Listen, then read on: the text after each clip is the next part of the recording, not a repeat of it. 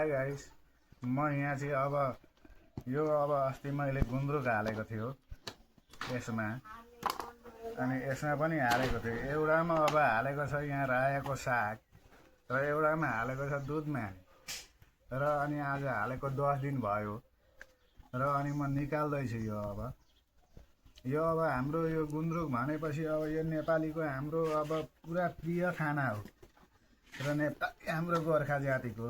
मलाई पनि दिनु न गुन्द्रुक, मलाई पनि एक्लै निकाल्नु दो रह। यो हुँदैन यो थोरै दामको वस्तु होइन। यो यत्रो भाडा लिएर आएर छु गुन्द्रुक दिन माग्नको पनि एउटा तरिका हुन्छ नि, भाडामा हाल्यो एउटा यत्रो कटौरो ल्याएको थियो भने बेग्लै कुरो।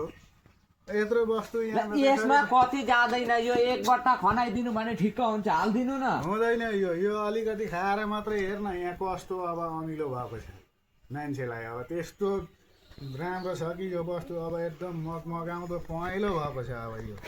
अनि यसरी भाडा लिएर आउँछन् माग्न। अब यो कति दाम मलाई दिनु भएन भने त अझै 3-4 जना मान्छे बोलाएर ल्याएर दिइदिन्छु।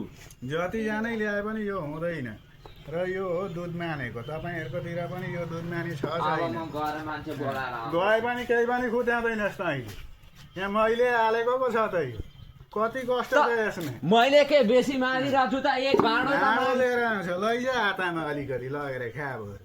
यति लगेर कतिजनाले खानु यो? अनि यसरी अब माग्दै आउँछन्। यसरी कसैले पाउँछ?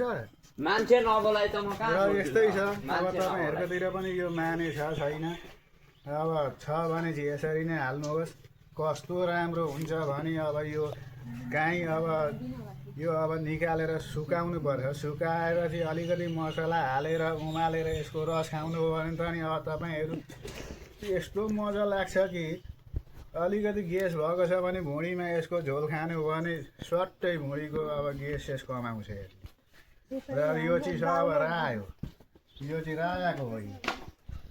र अनि यो पनि कस्तो राम्रो भएको छ यो। अनि अब माग्ने यसरी आउँछन् र यी अहिले त्यही पनि म लुकाएर निकाल्दैछु यो। र यस्तै छ यी। अनि अब यो मैले के अरे रायोको चाहिँ मैले निकालिसकेँ अब गुन्द्रुक। अनि अब यता यो दुधमानेको छ। अब यी दुधमानेको चाहिँ यस्तो छ यी। र अनि यता पनि अघि हालेँ मैले दुधमानेको। यहाँ एक अब चाल्नु भइसक्यो। यतापट्टि म हाल्दैछु फेरि नाङ्लामा। यहाँ हेर्नु कति अनि अब के गर्नु भएको तपाईँले? यहाँ यी निकाल्दैछु नि म। अब यो मानेको गुन्द्रुक हालेको थियो, मानेको गुन्द्रुक निकालेर यी सुकाउँदैछु। अब यो साँधेर अहिले दाल पकाएको छ, दालसँग अब यो साँधेर खानु पर्यो।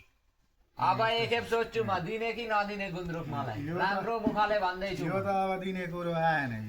यो कुरै छैन। अब केही उपाय छैन, नदिने त नदिने। यो लगो भनेको त खाली टेमा लगेछ।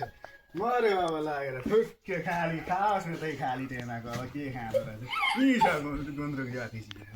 ल गाइस, आजको भिडियो यति नै हो। तपाईँहरूलाई मन पर्यो भने यो कस्तो के लाग्छ लाइक कमेन्ट चाहिँ तपाईँहरूले दिन नबिर्सिनु होला।